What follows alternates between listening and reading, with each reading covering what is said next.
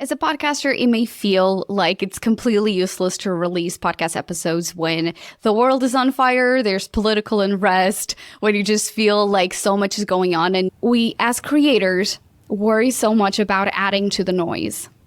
But the reality is that we don't have to deny what is going on in the world, but we can actually be actors of change and agents of change with our content. And we do have these conversations, publicly and privately. And that's exactly what happened this week. I was talking to my friend Yesenia Bocanegra. She's the host of the Focus and Bloom podcast. And we were just chatting about, as incredibly empathetic human beings and also creators, we tend to feel like we have to do everything or then it's not enough. So we had all of these conversations and I was planning to do a podcast episode on that. So I actually thought, hey, Yesenia, let's have you on the show and let's discuss this as like a conversation that I feel like you as a listener can join in with us and really share those feelings that we're all struggling with at the moment, but also provide some opportunities to think about your potential for change just as a single person. So let's dive into this episode of the podcast space that's going to look slightly different today. And hi, I'm Xavier, and I'd like to welcome Yesenia. Hi, Yesenia. Welcome to the show. Hi, Anna. Thank you for having me again. I'm excited to be here. I think you're starting from the most important aspect is that, we don't have to be the one that is bringing the change. We can create awareness of something, and that we can do that through our podcast. And we are just the one person. We cannot tackle the entire world. We need community for that. And I think that's one of the beautiful things about podcasting is one of the things that it does is it fosters a sense of community, no matter what type of podcaster you are, whether you started just because you were bored during the pandemic and you needed that creative outlet, or maybe you knew that was what you wanted to do and for a specific reason, but you are building, you are part of this community, and there's so many other people that have these similar interests as you might have, and that's why being able to speak your voice, being able to share something, even though it might be to crickets or what maybe it feels right. Exactly. It feels like crickets.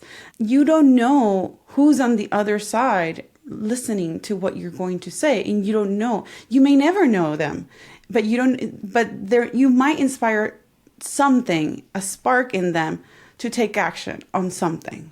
Yeah, and I think that we sometimes feel like we have big causes. And I always come back to this. As an individual, you have an effect on people, right? And if you are a podcaster, more likely than not, you're already someone who has been sharing some things that you're doing online at some point or with friends. And I always feel like, and you and I were talking about this, there was a time right before the pandemic where I was meeting friends and we do a trash pickup kind of event. And so I would post photos of it. And then years later, a friend of mine told me, you inspired me to go and pick up trash on my walk because I would always see you. And I had absolutely no idea, right? So it's just the little things that we can do. This morning, as we were recording this episode, I saw a LinkedIn message from a listener who said, hey, I listened to your episode about should you apply for awards and why they're important. And I never in my life thought about applying for awards. And now, because of this episode, I'm now thinking I should apply for an award. Actually, do you have any suggestions? And I was like, well, actually, I have an article I'm working on to aggregate all of those. But again, someone that didn't see their potential, their content worthy of an award, now they're doing it. So we have to really shift our awareness about what we can do.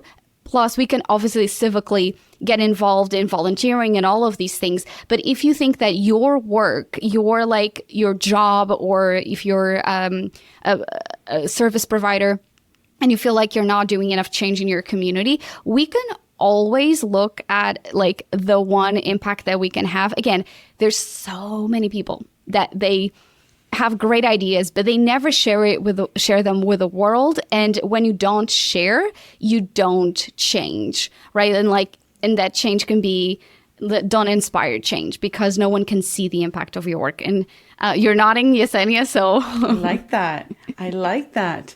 One thing that, as you were saying that, we might think that we need to do this big change and impact a lot of people. Again, going back to the very principle of podcasting. Podcasting is a very, almost like an intimate experience because you are speaking to one person. If we're going back to the very basics of podcasting, which is audio format, you probably have some earbuds on or you're doing something. So you're having a conversation with a person, and that's a gold real estate time there. So when you're developing your podcast, you want to think about, that person. Who is that ideal listener?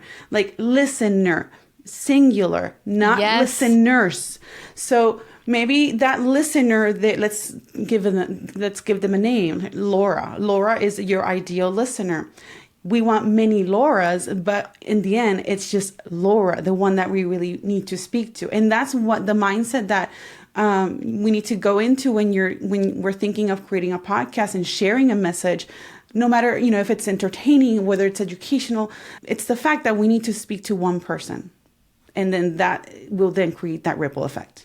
Yes, ripple effects. We forget that once we hit publish on a podcast episode, that's going to live, not forever because, whatever. If you're hosting your podcast on like a platform, you probably have to pay. But you can always move it to like a place that doesn't charge you. But I digress. But the reality is we put an episode out and so much is happening while we're living our life. Especially if you have your podcast, if you're doing it right and you're putting your podcast on platforms like YouTube and your website that can be discovered by people. And I always think about like those guys, like I do a lot of DIY and I always watch videos. There's this Canadian dude, his name is Jeff. And like Jeff is like the ultimate like dad. And he's like so knowledgeable. This guy like has helped us so much when we're doing projects around the house. Have I messaged Jeff to tell him? But actually, after this episode, I will.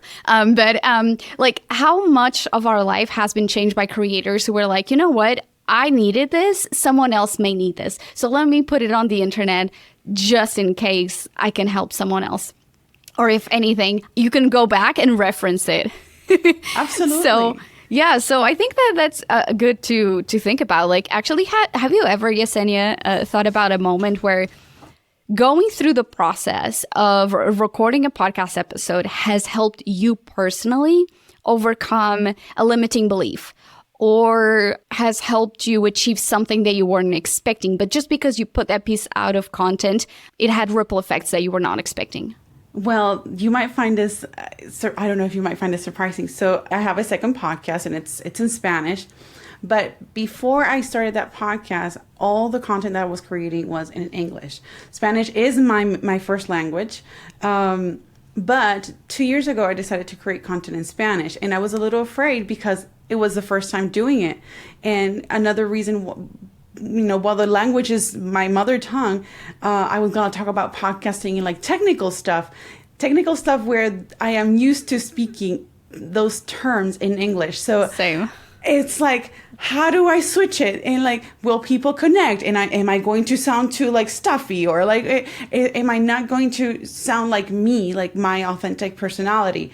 And I needed to really be comfortable with the idea of like, hey, this is my first language. I have no problem with this. So it's like, I think that was one of those things that helped me like push myself outside of my comfort zone. And then I've seen really good results and I've been able to connect with a lot of people through the podcast from different parts of Latin America. And that has been such a special thing that had I not done that, I wouldn't have had those results. That's so sweet. And I always think about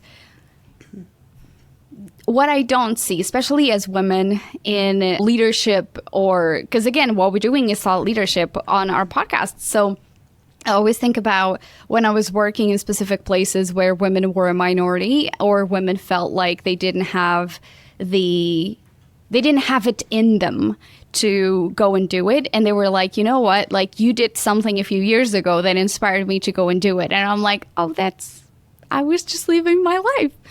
But again, being able to live it publicly in so many different ways like I applied for an award last year, and one of my clients, I told her, you should apply for this award. I totally see that you would be a great candidate. I am even believing you would be a finalist. Lo and behold, she won the award. And I was like, this is amazing. And she said, like, it was literally you telling me that, hey, like, you saw it in me when I didn't see it. And then I applied and I won. And never in my life have I thought about applying for an award or insert whatever, right? So we can literally on the one-on-one, and that's something that I always talk about, like, if you want to create community, to go back to what you were saying, like, it sometimes has to start with us. And privately, like, I literally, when I was judging the International Women's Podcast Awards, which you were a judge as well. Yes. We were like even thinking about how amazing, like, all of these incredible podcasts that were submitted, and a ton of them, I was literally pestering women. I was like, apply for this award. I know your podcast. You should be applying. Like, these people who have listened to the podcast are the people who just, like, I've connected or I've been a guest on their shows.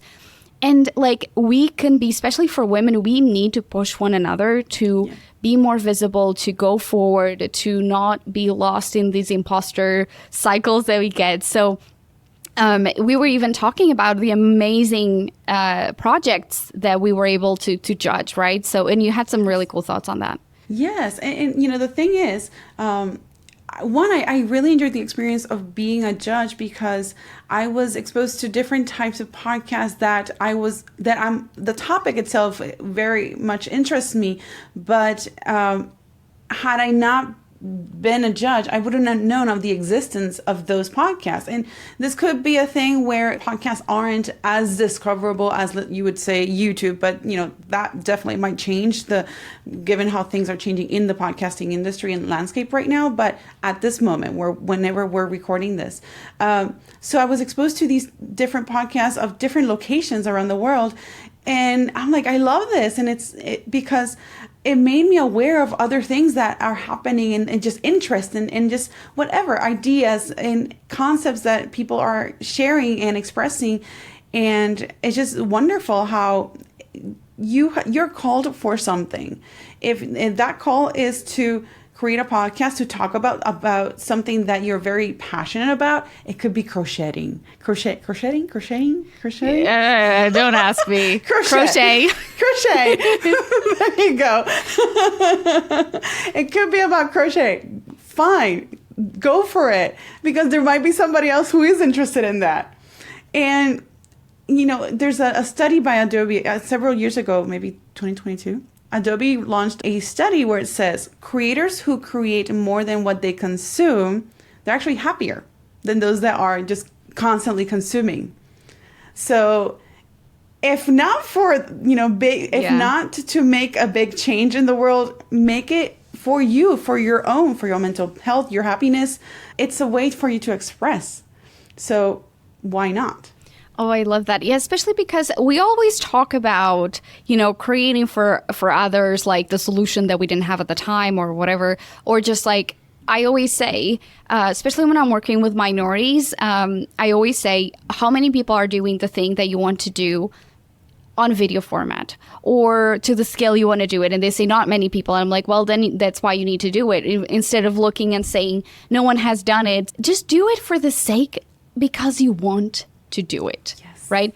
And like, what a legacy. I'm always thinking about like, what's the legacy we leave, because we as creators worry so much about adding to the noise and adding to, you know, is it worthwhile really? And we kind of stay in analysis paralysis.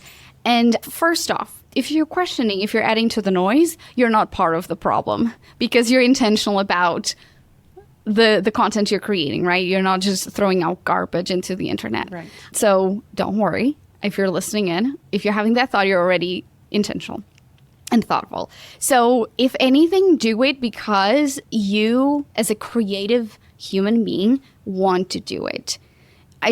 How much time do we spend doing everything for others and we're not doing anything nice for ourselves? Ooh, I like that. Because, so right, like we sometimes, I hear so many people say, you know, I really want to do this type of podcast, but I don't think it aligns with what I want to do. And I'm like, well, you know, let's try to find a strategy that actually taps into your creative self and gives you the business goals that you want to achieve or whatever goals you want to achieve. But at the end of the day, like, if you're not excited by it, people are not going to be excited either, right? Like, you don't convey, you're not passionate about that. You don't have to be like me, because sometimes I feel like I'm like over the top on stuff. But, you know, nothing wrong with that. Nothing wrong with that. But I feel like you don't have to be the most inspirational person in the room. You can be just the person that makes someone think about something, period. Like, just bring it to their awareness, to what you were talking about earlier. Think about how you can help someone just be aware of something about themselves through your own experience. And I don't know about you, but I've produced so many podcasts where, so many podcasts, not so many podcasts, but like a few podcasts, honestly, where my hosts started crying live on the show because they were sharing about something really deeply personal. Some of them were going through a divorce, and like, they were kind of announcing it publicly in a way that it was like, you know, they were sharing the process they were going through and saying, you know, like, I'm going through a divorce. And it was just so tough to listen to it as their producer. And I was like, I need to give them room. And the silence was speaking volumes, you know, and to let people share. And I knew the moment she was leaving the studio, and I was like, she's going to have second thoughts. She's going to text me and she's going to want to remove it. And I texted her when she left and I said, I know you're going to be worried about this. Let it sit for 24 hours. I am sure you're going to receive so much feedback about this. And lo and behold, she did. She was like receiving so many messages about like, oh my gosh, I never thought you were going through this. I am going through insert whatever difficult thing was. It was the most popular podcast episode she recorded and released ever because she was relatable. She was talking to things about like so many women in her age at a hard time, people who were going through this personal transformation, and you have to shed stuff and it's painful. And, you know, like, it was so awesome to see her own it on the following episode. She grew as a host by sharing the vulnerable moment. And I'm like, it's tough. And again, it's depending on each person's journey. But like, something like that can be a unifier because you're like, nobody cares about my divorce. But the thing is, if you add value to it and you help people think things through about a process or whatever, like, it really can help. It can be cathartic for other people.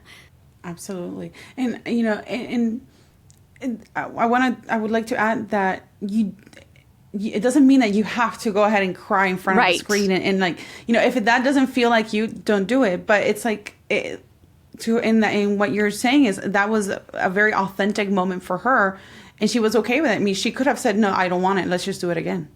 But she felt called to like share that. And then that's how people start identifying. They kind of see themselves in that situation.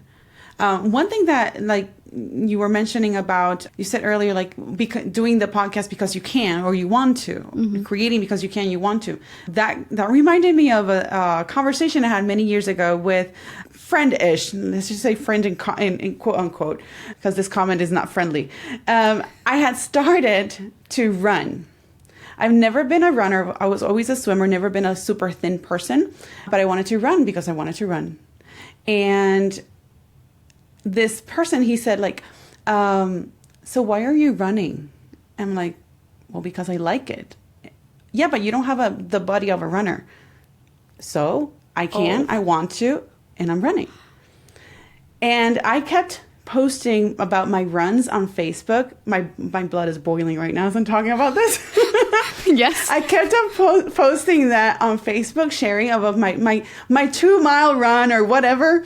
And a friend of mine later on said, hey, I love seeing your running posts. You've inspired me to run. And that girl and she is now an ultra marathoner. Yes. So you will always have there's, you know, if in the process of creating something or thinking of creating something, you might think, oh, what will they say? Go for it. Can you create the podcast? Do you want to create the podcast? Okay, what are you waiting for? You will be able to make an impact, even if it's just for one person who's many miles away. Yes. And I love that story. And so many times as podcasters, we focus on, you know, we don't have enough downloads, we don't have whatever. And it's just so crazy to me that, you know, someone who is not on your shoes can stop you from doing the things you want. Right? Like, how outrageous is that? And one of my clients, she's a senior living expert.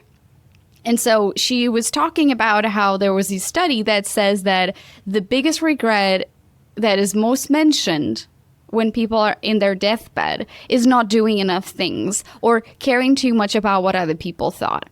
Yes.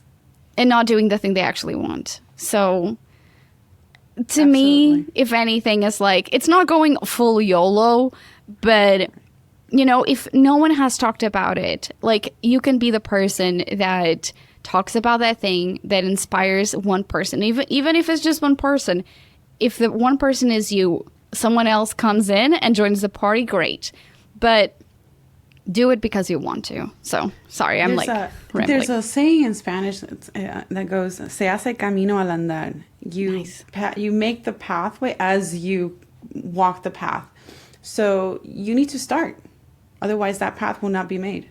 Yes. And sometimes, like, we could focus, and you and I are like, we have high work standards, and we can get stuck in the, like, is this good enough? Not the perfect, but, like, don't make it perfect, but look at your journey as something that you're supposed to have progress, and look back and you're like, oof, that was rough. Or like, oh my gosh, I'm so much better. Or like, oh, look how hard it was for me to have conversations or interviews, and look how comfortable I am now. You can't progress if you don't start. And like, I guess it's like what that saying is saying. But yeah, I love that you were saying about like people who create more than they consume are happier, because you're not. Yes, sure, we can consume. We can be, of course, like, if no one consumed, like, we wouldn't have listeners. But making sure that the scale is more balanced than just consuming all the way. So, yeah, I really love the way that, like, you and I, like, talk about things, because we like motivating each other. Like, yes. Oh, yeah, that was, like, the one thing. It's like, it was nonsense, right? I think I don't want to, like, drag this episode on and on, but was there something that, like, you really want to let our listener think about before we go? I would say think on your why. If you're being called to something, think of really the why behind it. And trust your gut, go for it, because you don't know who you can impact. And if you're still doubting yourself, go even a couple steps back. What inspired you to even think of creating a podcast? And that should be an example of like how something that somebody created inspired you, and therefore what you create can inspire somebody else. Yes.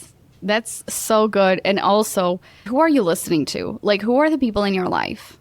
Because at some point earlier in the year, I was feeling really, it's not depressed, but I was feeling really, like, disconnected, because here in Dallas, I don't have, like, a huge, like, friends who are entrepreneurs. And then I was like, Anna, that's bonkers. Like, you literally talk to all of these people on Instagram all the time. Why wouldn't we, like, actually book calls and, like, hang out? Not, you know, virtually, but, like, why wouldn't we be able to do what I want to do, hang out with more creatives who understand what I'm going through, more podcasters who we can discuss and think about, like, different ways to grow our shows, like, on a one-on-one level. And, like, why does the physical space need to be the only, like, way to make it happen? So I will challenge everyone to think about, like, are you actually as limited as you think in your journey, or is this a story that you're telling yourself? Like, try to think in a way, like, creatively.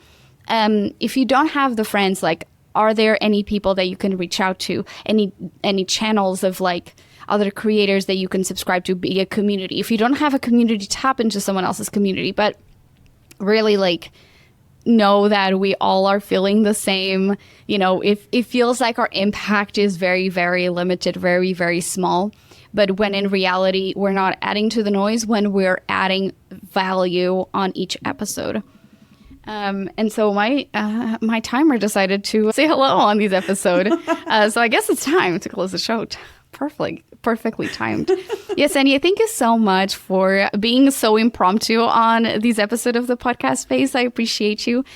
Just if people want to give you a follow on social media and talk to you, which one is the best channel? You can find me at Focus on Bloom Studios on Instagram and also on YouTube. Well, thank you so much for being on the show. And for those listening, and you're thinking, you know what? I call BS on all of my limiting beliefs. Yes, you got it. So talk to us on Instagram. Actually, I'm at the podcast space. And tell me, what was your biggest takeaway? But also, like, what were you procrastinating on that you're now going to be doing? I want to hear it. Yesenia wants to hear it. Yes. And keep listening, keep creating, and keep creating imperfect content that moves you forward. I'll see you in the next episode.